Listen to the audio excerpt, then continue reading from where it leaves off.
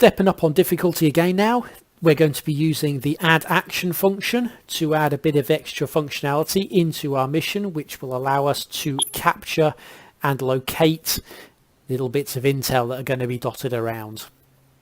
Same principle as before. We've got separate triggers tied up to one parent task.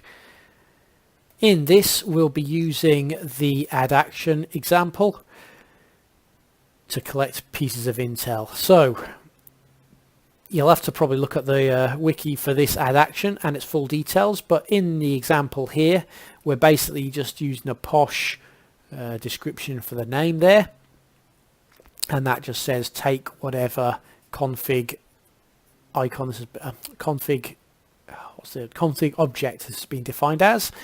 So take camera, take whatever, and then the action when the player has taken the object will be to delete the object. This is a bit of a con, so you don't have to mess around with different types of variables, sending public variables, which we'll get onto later.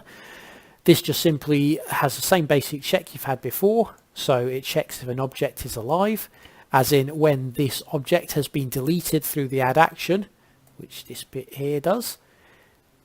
It deletes the vehicle, and because delete vehicle is a global command, even though add action is local to the client, so in a multiplayer environment this will run on the client, but because delete vehicle is global, it will be deleted for everyone else, so it will stop in effect everyone else from taking this and also satisfy the trigger condition, which will be only looked at on the server.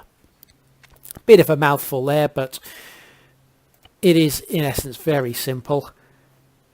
I'm not going to take you through the full detail on how to do these, because pretty much it is just the add action function, and the triggers have already been covered in previous items. So we're just going to take the file here, and that hasn't even fired the first trigger. Yes, it has. There we go. Must just have a little bit of a delay in there. We can also take the camera, and then we can also take the laptop. The advantage of deleting the objects, yeah, we won't go through that.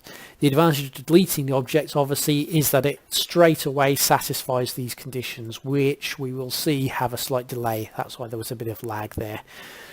So again, I can minimize that, just knock that down to 1 second, just to stop the player having to wait to wonder if they've picked up the right item or not.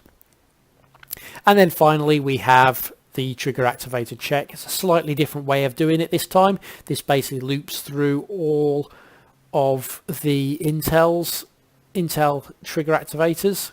It should be these here. And when the count is greater than or equal to 2, i.e. all of them, because there's only 3 in there, then this will fire. But we could easily change this down to greater than or equal, or even just greater than 1, which would then give us the option for choice objectives. So we could then go for any single one of these. If I just adjust the timeout on these so they don't wait 4 seconds.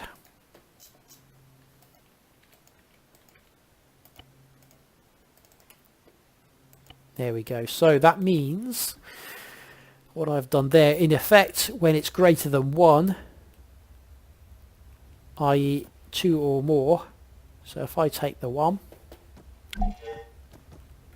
and then I take a second one, that will leave us the option to pick either of these and still satisfy the mission.